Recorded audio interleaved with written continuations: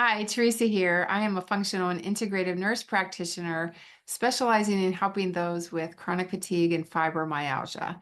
This week, I want to do a series teaching about specialized ways of eating that will help to mitigate your symptoms and help you to feel better. The first one I want to talk about today is one that I start almost everybody out on when they come to me for any reason, whether it's fatigue or otherwise, and that is the elimination diet.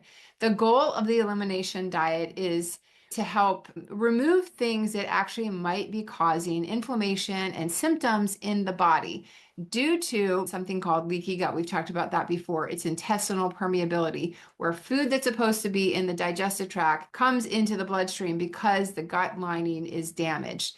The immune system sees those proteins and it creates antibodies, and it can create all kinds of symptoms. It could be gas, bloating, constipation, diarrhea. It can create inflammation, joint pain, muscle aches, headaches, generalized body pain. When you do the elimination diet, the things that you're going to remove, things that are most frequently triggers, things that cause the most problems for most people, things like processed foods, anything that is not grown on a tree, comes out of the ground or walks around and eats, anything that comes out of a box, anything that has a list of ingredients of things that you can't pronounce, you're absolutely going to remove those things. That's just a general rule. Everybody should do that. Then there's gluten.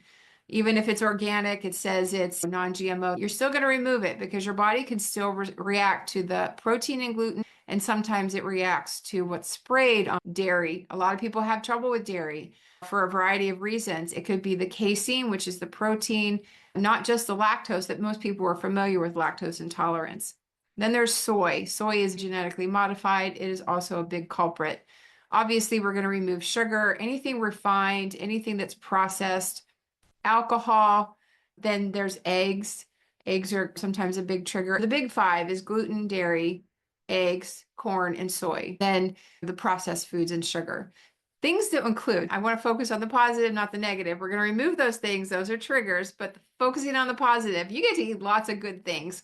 Whole, unprocessed foods, organic meats, wild caught fish, lots of leafy greens, organic vegetables, starchy vegetables, healthy fats like olive oil, avocado, and coconut. Then some fruits. I choose low glycemic fruits, things that don't affect the blood sugar as much. Berries are great. Apples are great. They have fiber. It's slow to process. It doesn't break down into sugar. The goal is really not to eat like this way forever. The goal is to see what your body responds to and how well you feel afterwards. But you're going to go through a process of time. I usually say start with 3 weeks because that's the amount of time that it takes for most of those antibodies, the IgG antibodies, to reduce in number.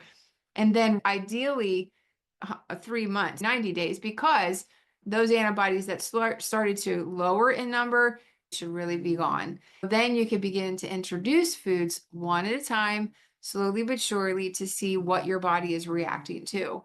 If you've never tried an elimination diet, I really do think that this is something that if you want to do something to help yourself be able to identify whether you're reacting to food and whether you're sensitive to food. If you have tried an elimination diet, I'd love for you to comment below. What did you find? How did it go? What were your food triggers and what were you able to add back in? I hope this adds benefit to you, and I will look forward to seeing you in the next video.